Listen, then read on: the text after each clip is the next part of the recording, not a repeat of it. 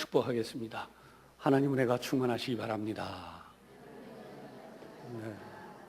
날씨가 많이 춥고 여전히 누거지지 않는데, 그렇지만 오늘도 우리가 믿음으로 나왔기 때문에 이 시간 예배가 더욱 뜨거운 믿음 가운데 하나님 앞에 드려지는 줄로 믿습니다. 네. 이 시간인 그 본문의 내용도 한번 생각을 잠깐 하겠지만은 여러분들에게 지난 시간에 이어서 이번에도 유인물을 나누어 드렸습니다. 이 유인물은 그 자료들을 잘 정리를 했는데 여러분들이 계속해서 중간중간 모아두시면 또 큰 도움이 되십니다. 복음서 강의를 하고 있는데 오늘 6번째, 사실은 지난 주일의 말씀의 배경이기도 하죠. 누가복음 3장 1절에서 4절도 되고요. 마태복음도 역시 마찬가지입니다. 그런데 이 배경은 구약 성경으로 올라가 보면 오늘 본문에도 이사야 9장에도 나오지만 하나님이 어떻게 역사해 가시는가 하는 것을 우리가 성경을 통해서 이제 알게 됩니다. 여러분들에게 정리해 드린 내용은 거기에도 나와 있지만 교재들을 좀 참고해서 여러분들에게 일부 정리를 해드리고, 또 그래서 여기 있는 내용을 같이 대조를 하나 하려고 하는 거예요. 이번 시간과 다음 시간까지 이어서 예수님이 탄생하시던 시대의 배경을 생각하려고. 예수님이 탄생하던 시대는 도대체 얼마나 힘든 세상이었나, 이제 여러분들이 조금 관심을 가지고 보시면 이미 지난번에 한번 한 적이 있어요, 지난해에. 하지만 오늘 내용을 또 보시면 그때 생각도 나고 더 새로이 생각을 하실 수 있게 돼요. 주님께서 오시기 전 약 한 400년 정도, 말라기 선지자의 출현 이후에 400년간을 중간시대 또는 중간기, 그래서 한 400년 정도 선지자들이 출현하지 않았다고 해서 암흑기라고도 불려요. 그런데 이런 시대에는 어떤 일이 있었는가를 아는 것이 우리에게 굉장히 또 중요하다라고 하는 거죠. 오늘 여기 교재에도 나와 있지만 신구약 중간기를 하나님이 침묵하셨다. 그래서 말라기 1장 2절에 주께서 어떻게 우리를 사랑하셨나이까? 라는 이 질문에 대해서 요한복음 3장 16절이 바로 거기에 대한 대답이다. 그래서 하나님이 세상을 이처럼 사랑하사 독생자를 주셨으니, 그래서 이처럼 또는 이렇게 라고 하는 것은 하나님이 얼마나 큰 준비를 역사 속에서 해오고 계시는가. 많은 사람들은 지금도 우리 이 현 세대를 보면서 비관적인 이야기를 많이 하고 있습니다.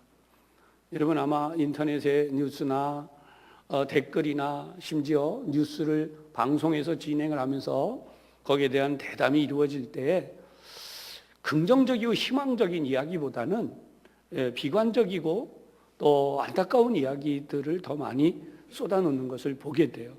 그런데 여러분 한번 보십시오. 오늘 성경 본문을 잘 보시면 우선 1절에서 이 등장하고 있는 땅의 이야기들입니다. 근데 굉장히 희망적인 이야기를 하고 있어요. 9장 1절 보세요. 전에 고통받던 자들에게, 전에 고통받던 자들에게. 여러분 알고 보면 우리나라뿐 아니라 전 세계가 다 그렇고요.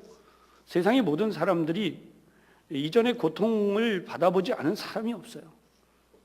그들에게 이제 희망이 있다는 거죠. 흑암이 없으리로다.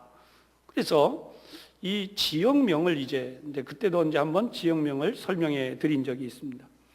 여기는 아수르라고 하는 나라가 북이스라엘 땅을 정복하면서 이방인들을 대거 이주해 오고 여기 살던 이스라엘 사람들을 대거 또 옮겨가고 해서 혼혈 민족이 되어지고 하나님을 섬기는 일들에 대하여서 굉장히 그 정통 또는 정식이라고 하는 방법을 잃어버렸던 때예요. 지금도 우리 교회마다 최근에 신학계에서도 새로운 바람이 하나 부는데, 그게 뭐냐 하면 예배의 원형을 찾자. 제가 이제 예배에 대해서도 이제 배우고 설교에 대해서도 배우는데, 예배와 설교에 대한 원형들을 자꾸 얘기하는 거예요. 여러분, 어떤 게 진짜 예배고 어떤 게 진짜 설교냐라고 할 때 물론 시대에 따라서 예배도 변하고 예배 형식도 변하고 설교도 변합니다. 그것도 사실이에요. 하지만 변하지 않아야 되는 근본, 기본이 있습니다. 예배도 마찬가지고 이 설교도 마찬가지고 심지어 우리 그리스도인들이 생활하는 신앙의 가장 기본이 되는 내용들도 그게 마찬가지예요. 그게 뭐냐면 우리는 하나님이 오늘 본문에 나와 있는 것처럼 절대로 이 세상을 실패하게 두지 않으신다. 어떤 이들이 실패하지 않는가? 이 성경을 보면 6절 이하에 나타난 한 아기가 우리에게 났다. 이것은 예수님이라 그랬어요. 예수님이 이 땅에 태어나셨는데 이러한 것이 무엇으로 비춰지냐 하면 2절을 가면 흑암행하던 백성이 큰 빛을 보고 사망의 그늘진 땅에, 여기가 이 위에 1절에 나와 있는 바로 그 이방인들에 의하여서 짓밟힌 땅, 오늘 본문에도 이방인에 의해서 짓밟힌 땅이 나옵니다.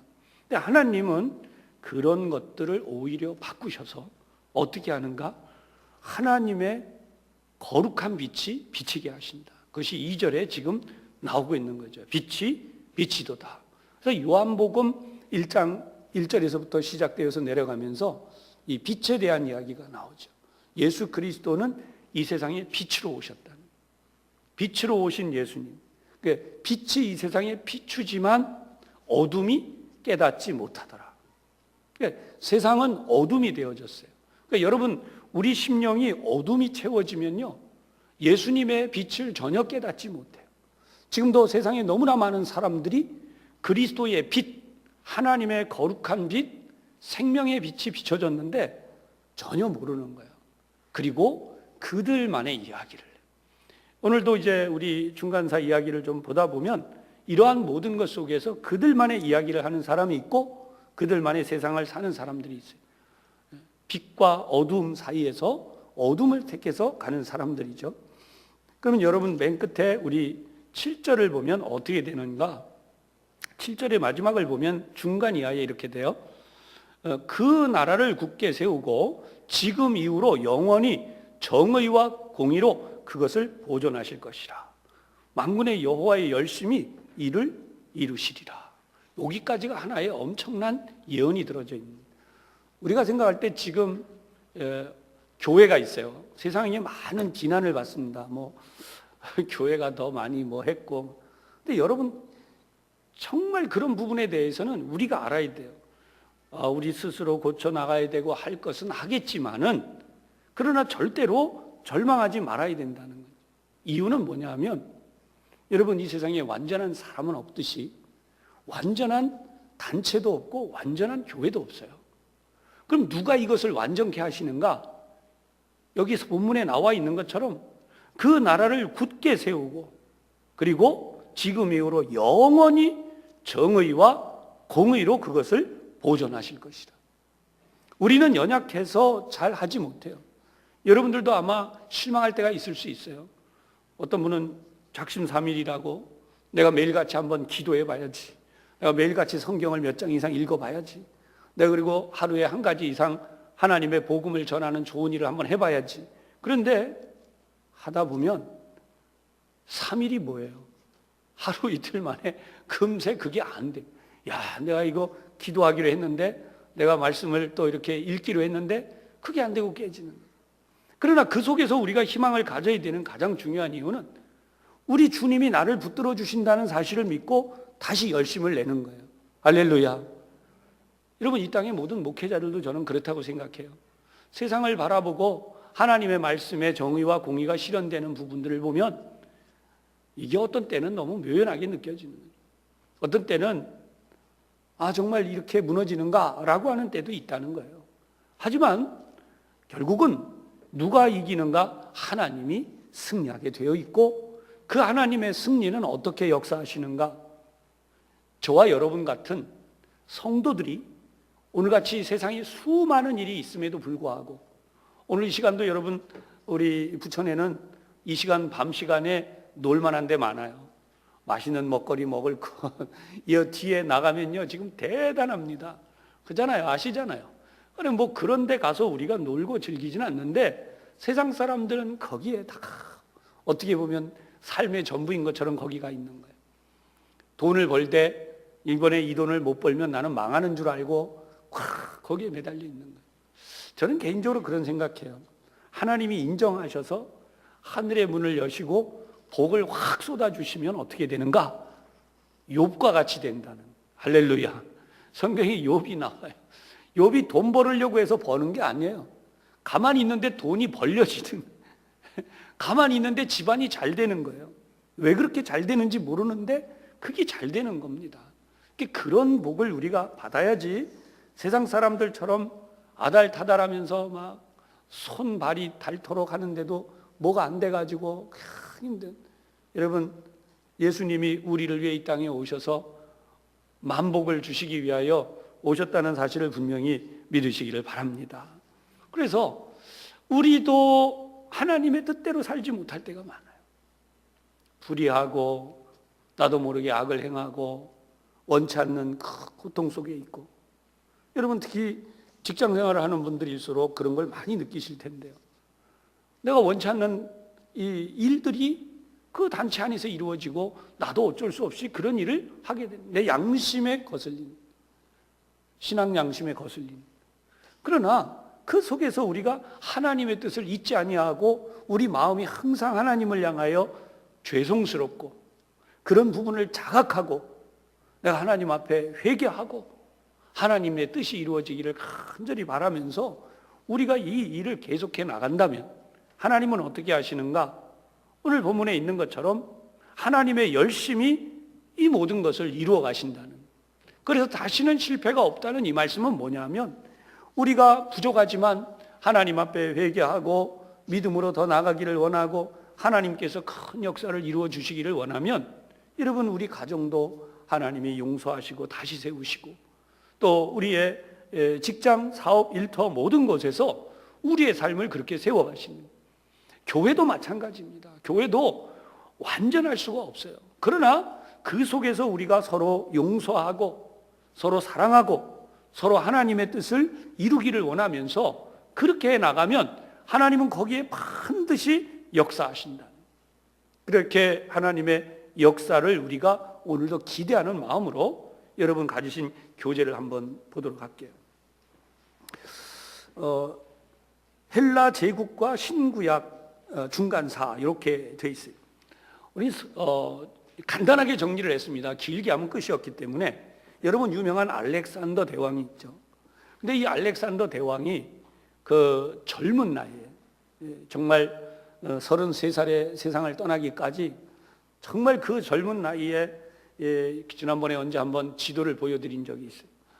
그 넓은 땅을 다 정복을 했어요. 근데 그의 스승이 누구였냐면 아리스토텔레스라고 하는 철학자예요. 이 철학자는 관용의 철학자입니다. 그러다 보니까 어떻게 하느냐, 자기가 정복한 곳마다 결국은 다시 왕위를 돌려줘요. 정복하고 나에게 속했다 라고 하는 것만 인정하고 내 통치권을 인정하기만 해라. 그러면 다시 그 왕을 세워주고요, 거기에 모든 제도를 그냥 존중해줘요. 그리고 그 다음 나라로 넘어간. 근데 잘 생각해 보세요. 이렇게 정복하고 넘어간 나라들이 그러면 왜 얌전히 있었을까? 이 세계사 공부에서 정말 재미있는 부분입니다. 여러분, 알렉산더 대왕이 그렇게 했으면 우리 같으면 야, 남의 땅을 정복했어, 나가. 그리고 독립운동 막 이런 거 했을 거 아니에요? 근데 왜 그럼 안 했는가?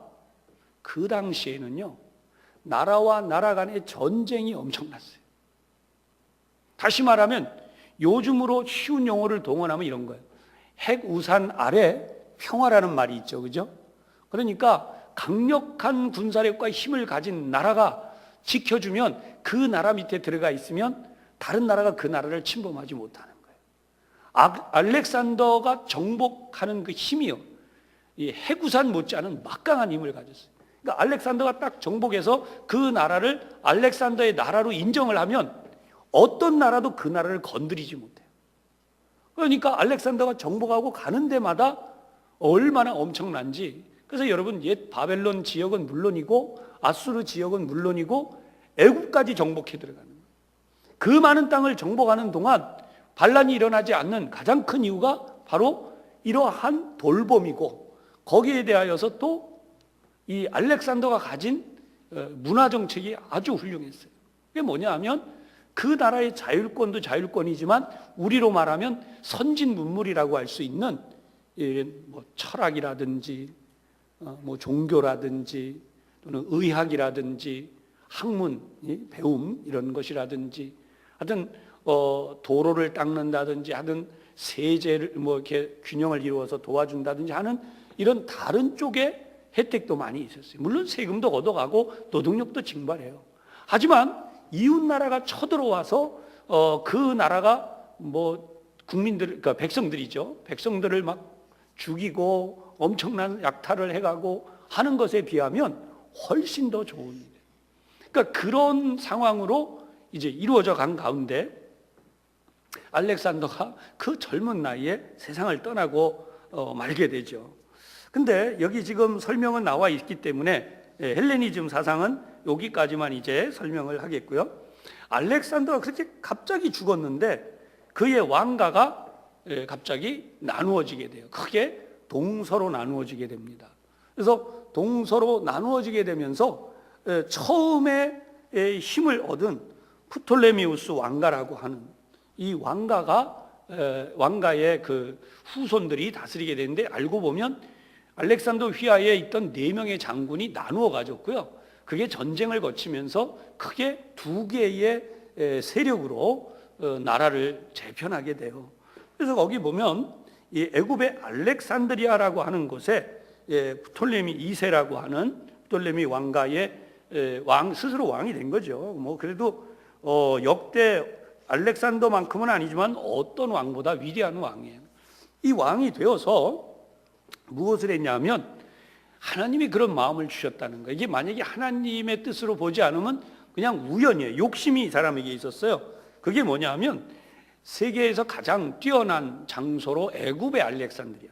그러니까 가는 데마다 알렉산드리아라고 하는, 이 알렉산더는 그의 이름을 따서 무려 70개 이상의 도시를 건설해요. 그가 정복한 그 지역에다 방대하게. 요즘으로 말하면 이제 신도시죠.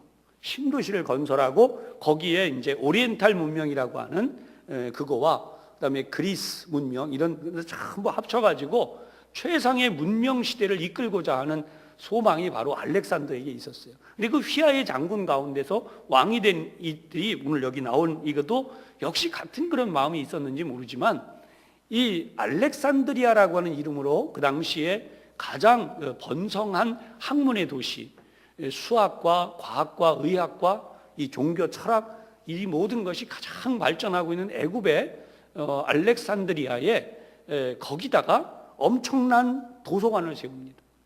이 도서관은 학문의 보고로 불리우는데 욕심이 뭐냐 하면 세계 최고의 문학 작품 내지는 하여튼 그런 좋은 문헌들에 대해서 욕심이 있어갖고 그것들을 거기다가 전시하고 정말 뭐 보관하고 그래서 발전시켜 가려고 하는 마음이셨던 것 같아요. 그래서 결국은 어떻게 하느냐, 이스라엘 12지파, 그러니까 유대 땅에 있는 12지파 가운데 대표를 뽑아요. 6명씩. 그래서 72명이라고 여기 돼 있는데 이제 그걸 나중에 70명으로. 그래서 밑에 셉투아진트라는 설명을 했는데 여기 영문으로 표시를 했는데 이게 헬라어거든요. L자는 50이라는 뜻이고 X는 10이라는 뜻이에요. 그래서 XX 이렇게 돼 있는데 표시할 때 LXX로 표현하지만 실제로는 이걸 뭐라 그래요? 셉투아진트라고 읽어요. 그래서 이걸 70이라는 뜻입니다. 이게. 그래서 70인이 번역을 했다. 그래서 뭐 전설에 의하면 성경을 번역하는데 70일밖에 안 걸렸다는 얘기가 있어요. 하여튼 대단히 하나님의 역사라고 이제 인정하고 다 그러는데 이게 하나님 뜻이었다는 거죠. 왜냐하면 그때 당시에 이 헬레니즘이라고 하는 헬라 문명이 이 애굽에서부터 바벨론 지역까지 완전히 뒤덮어버리고 나니까 온 세계 공용어가 뭐가 됐냐면 헬라어가 되는 거예요. 그 헬라 사상이 만재하게 돼요. 근데 하나님이 이것을 통해서 무엇을 하셨냐면 나중에 바울이, 그리고 신약 성경이 우리가 기록되는 데까지 이게 영향을 미치는 건데, 구약 성경을 이때 하나님이 미리 번역을 한, 그게 바로 이 septuagint의 이야기예요. 아니 왜 이 프톨레미 왕조의 이 이세가 왜 이런 욕심을 생각했을까? 그걸 보면 자기 업적이지만 하나님은 이것을 통해서 제일 처음에 모세 5경부터 번역을 해나가기 시작해요. 그래서 쭉 번역을 해가지고 나중에 여러분 거기 설명이 써놨지만 이후로 시리아어로 또는 슬라보닉이라고 하는, 그다음에 아르메니안, 그다음에 조지안, 이렇게 이집트의 콥트까지 성경들이 차례로 이 70인역의 이 자료를 바탕으로 성경을 번역해 나가는, 결국은 완전히 전체 책을 다 번역을 하게 돼요. 그래서 우리 구약 성경 전체가 번역되기까지 하나님은 이런 놀라운 일을 이루셨고, 학자들에 따라서 의견이 조금씩은 다르지만 예수님도 이 성경을 보셨다라고 하는 이야기를 하는, 그 당시에 예수님이 읽으셨던 성경들도 그런 거다 또는 보셨다는 것도, 바울도 이 책을 참고로 했다, 그래서 그렇게 공부했다라는 이야기도 해요. 그러나 이것은 어디까지나 설이지 분명하게 어떤 증거는 없어요. 하지만 이 당시에 번역되어져서 헬라 사람들도 다 읽게 되어 있는 이 성경을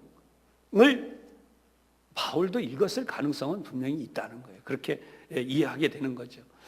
한번 생각해 보세요. 우리가 생각할 때는 정복자 알렉산더지만 하나님이 그 정복자 알렉산더를 통해서 이루신 일은 온 세계의 모든 사람들이, 그 후대의 장군들이 한 일이고 왕들이 한 일이지만 이렇게 이스라엘 민족에게 번역할 기회를 주시고, 그죠? 헬라어로. 그런 다음에 이 성경을 전 세계인들이 언어가 통일돼 가지고 동서양을 막론하고 읽게 되었다는 거예요. 참, 이게 얼마나 감동적인 이야기입니까?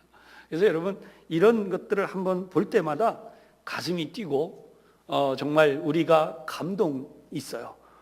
이런 것들을 한 번씩 생각해 보면 정말 밤에 잠이 안 올 정도로 하나님의 역사가 얼마나 감동적으로 되고 있는가. 여러분 저는 여러분들에게 이런 말씀을 전해드릴 수 있는 게 그렇게 행복해요.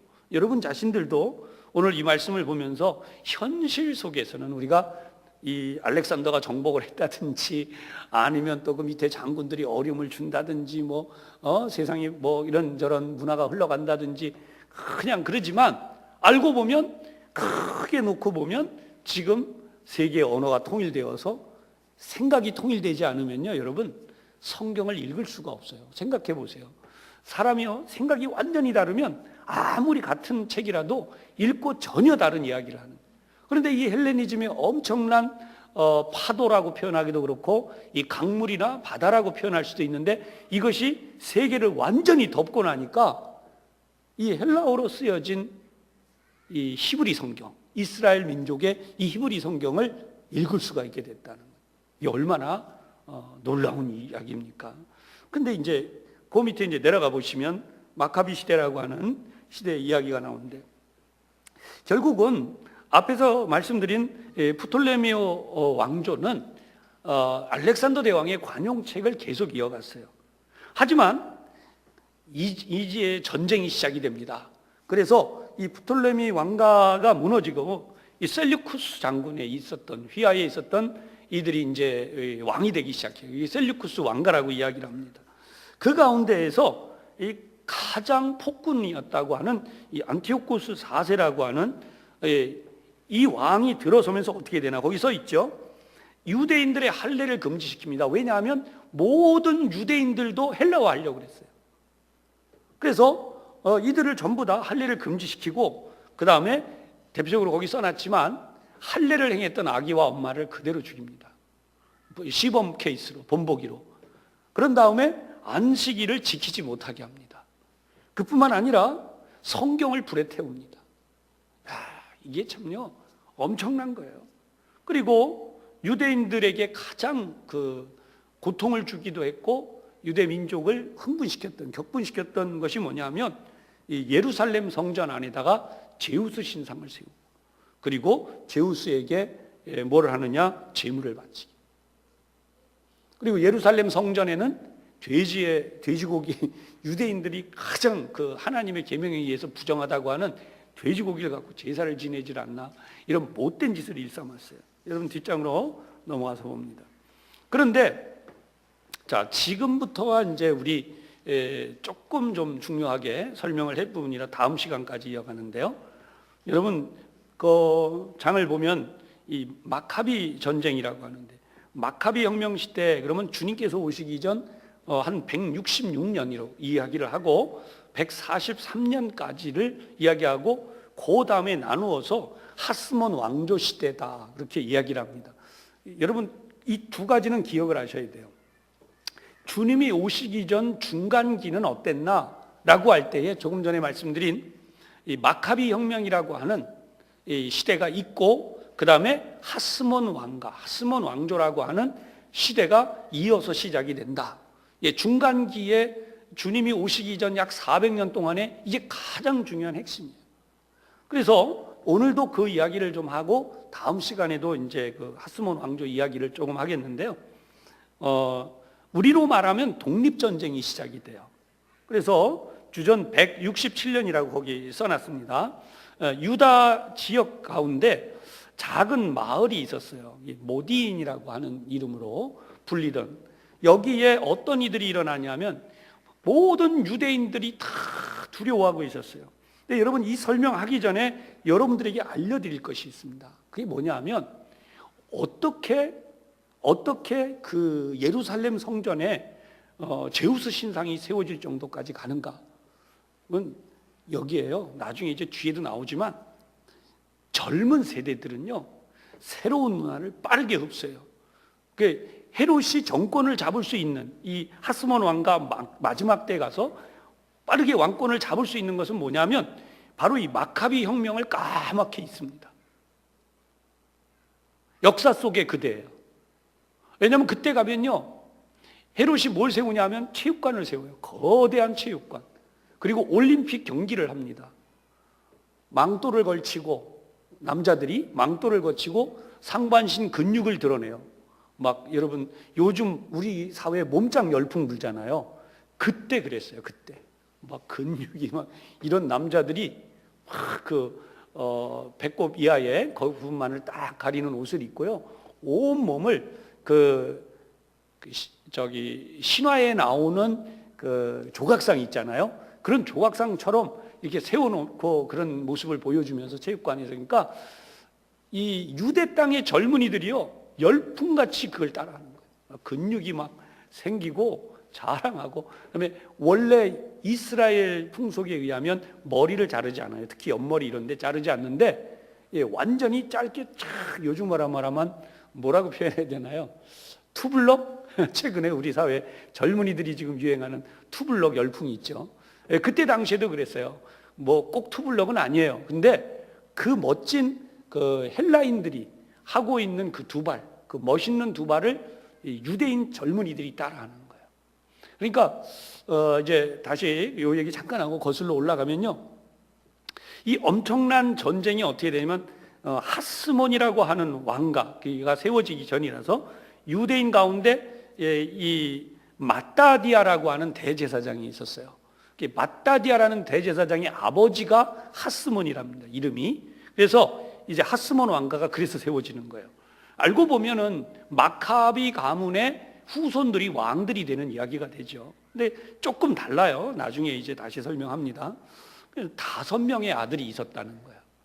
여기 참 노래를 하면 이제 또 노래를 만들 수도 있을 것 같아요.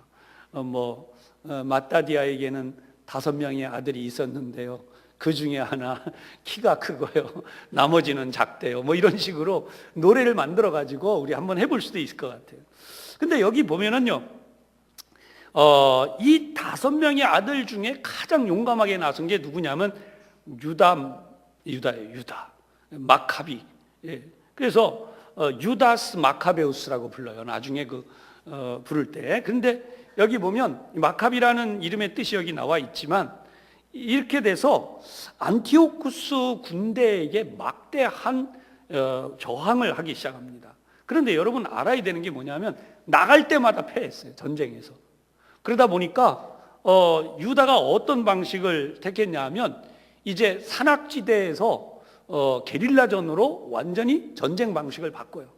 그래가지고 이 군대가 지나갈 때마다 약탈을 하거나 아니면 군사 물자를 이제 뭐 훔쳐가거나 아니면 타격을 입혀가지고 도저히 그 이스라엘 땅에서 거주하지 못하도록 계속해서 저항을 해나갑니다. 네, 여러분 이런 싸움을 통해 가지고 결국은 어떻게 했느냐? 3년 동안 전쟁을 했는데요. 결국 마카베우스가 이기게 돼요. 마카비가 이기고 그 다음에 승리하게 되죠. 그래서 우리 찬송에도 보면 이게 좀 핸델이 쓴 그 마카비 혁명에 대한 오페라가 있어요. 우리 찬송가에 여기 들어 있습니다. 제가 그 곡조만 이게 설명. 빰 빠바밤 빰 빠바바밤 빰빰. 뭔가 익숙하지 않으세요? 예, 부활절 찬양 중에 있죠. 예, 그러니까 다시 사신 주, 그 부분에 이제 나오는데 요게 오페라로 만들어져 있어요. 이걸 만들 정도로 이 전쟁사의 이야기가 대단한 거예요. 그래서 이 전쟁을 결국은 했는데 성경을 보면 여기 설명이 나와 있어요. 기슬로월 또는 기슬렙 이렇게 불렀는데 25일이에요. 구약 성경. 이때 당시에 제우스 신상을 완전히 헐고 거기에 하나님 앞에 다시 제물을 바치기 시작해요. 그것을 빛이라는 설명을 해서 한우카 또는 빛의 축제라고 하는데 거기 작은 글씨로 설명이 나가 있죠. 이거는 정확한 정설은 아니고요. 요게 이제 그 하나의 뭐라 그럴까요? 기적처럼 전해져 오는 그런 얘기예요. 원래 이 촛불을 하나씩 켜서 8개를 그렇게 한다는데 하루밖에 성전을 밝힐 등불이 없었는데 이 전쟁이 끝나서 완전히 승리할 때까지 8일 동안이나 이 기름이 끊어지지 않고 성전에서 불타고 있었다. 이 멋진 이야기를 가지고 그래서 이 빛의 축제를 지금도 계속하게 돼요. 자, 그러면 하스몬 왕가 이야기를 조금만 더 하고 오늘 마칠 거예요. 결국 예루살렘 성전이 정화되게 되었어요. 하지만 여기서 이 셀루쿠스 왕가가 완전히 물러난 게 아니에요. 유다는 결국 그의 형제들을 이끌고 전쟁을 계속해요. 그게 뭐냐면 이러한 셀루쿠스 왕조로부터 완전히 독립하기를 원하는 거예요. 그래서 결국 계속 전쟁하던 중에 마카비가, 그러니까 유다가 전쟁에서 전사하게 됩니다. 그리고 나서 그의 동생 요나단이 이제 올라가게 돼요. 근데 이 형보다 이 동생 요나단이 훨씬 더 잘 싸웠다는 얘기가 있어요. 엄청나게 잘 싸웠대요. 하여튼 그의 뒤를 이어서 정말 전쟁을 잘하고 뭐 설명해 보면 그래요. 사자 같은 용맹을 가졌다. 그래가지고 저 벌벌 떨게 만들었다 그래요. 그가 드디어 유대인 공동체에서 최고의 지도자, 왕 아닌 왕이었죠. 그 정도로까지 이제 올라가게 됐는데 이게 참 여기 그냥 간단하게 시리아인의 음모로 요나단이 살해되었다 그랬지만 여러분 여기에 참 안타까운 건요 배반자들이 나와요. 결국은 이 위대한 인물도 배반자에 의해서 시리아인들이 살해할 기회를 얻게 됩니다. 물론 그게 사주를 받은 거예요. 어쨌든 그래서 죽게 돼요. 그런데 결국 이제 드디어 형이 나타나. 내가 동생의 죽음을 그대로 둘 수 없다. 그러니까 이름이 시몬. 여러분 시몬은 우리가 잘 아는 대로 시몬 베드로 생각나시죠? 그 시몬이에요. 그 시몬이 드디어 이제 등장을 하는데 이 형은 우리로 말하면 그냥 싸움만 잘하는 게 아니라 이 외교적 능력이 뛰어나요. 그래가지고 여기도 지금 써놨지만 로마와 거래를 합니다. 오히려. 그리고 그 힘을 이용해서 이 셀루쿠스 왕조를 누르기 시작해요. 결국 이 셀루쿠스 왕조가 어떻게 하느냐? 세금을 내지 않는 데까지 가요. 여러분 세금만 안 내도요 완전히 독립국가나 다름이 없어요. 결국은 여기 밑에 써 있지만 이 유다 왕국이 바벨론 군대에게 멸망한 이후에 450년 만에 실질적으로 독립국가가 세워집니다. 이게 이제 중간사에 숨겨진 이야기, 위대한 독립국가가 됩니다. 주님께서 오시기 전 140년 전에 이런 나라가 세워지죠. 그리고 이후로 다음 시간에 이제 하겠지만 80년 동안 이 하스몬 왕가의 후손들이 나라를 다스려 내려갑니다. 근데 안타깝게도 이제 나중에 이 시몬도 역시 생명이 다 끝나게 되고 이제 이렇게 되면서 이 하스몬 왕조가 80년이라는 세월을 주탱하는 게 얼마나 힘든지 몰라요. 왜 그런지 아세요? 음모예요. 하나가 되질 않아요. 유대인들에게 그 속담이 있어요. 그게 유명한 로마의 장군이 한 이야기예요. 유대인들과 전쟁을 하려고 하면 그들은 이 늑대처럼 일어난다는 거예요. 엄청나게 벌떼처럼 일어난다는 표현을 그렇게, 늑대처럼 일어나서 벌떼처럼 일어나서 우리를 공격하지만 그들에게 평화를 주고 자기들끼리 가만 지내게 놔두면 딱 3일만 지나면 자기들끼리 서로 목을 물어뜯는다 그래요. 자기들끼리 권력 싸움을 한다는 거예요. 3일만 지나면. 그게 로마 장군이 한 유명한 이야기예요. 여러분, 이런 전달되어지는 이야기들은 다 이제 역사서에 들어있는 그런 야사들 전해오는 이야기들을 여러분들에게 말씀드린 건데요. 어쨌든 다음 시간에 이 부분을 여러분들에게 설명을 하겠고요. 이 과정 속에서 무슨 일이 일어나는지 다음 시간에 자세하게 이제 다시 설명하면서 예수님을 맞이할 정도로 이스라엘 나라가 완전히 산산조각이 나요. 여러분, 가장 비참한 시대가 이제부터 도래가 되는 거예요. 우리가 그래도 뭐 믿을 구석이 있고 뭔가 좀 할 게 있고 그러면요, 사람이 거기에다 매달리게 돼 있어요. 근데 성경을 보면 갑자기 달라지는 게 뭐냐 하면 세례자 요한이 등장하잖아요. 가죽 옷을 입었고, 그죠? 메뚜기와 석청을 먹으면서 요단강에서 소리를 질렀다고 나와요. 회개하라. 주의 오실 길을 예비하라. 뭐 이런 외침. 그런데 사람들이 막 달려나왔다는 거예요. 예루살렘에서 요단강까지 줄을 서고 거기에 군인들도 쫓아오고, 그래서 많은 이들이 와서 당신이 누구십니까? 그러니까 이게 왜 그렇게 됐냐 하면 바로 그렇게 온 세상이 이 이스라엘 사회가 희망이 없어졌어요. 완전히 무너졌어요.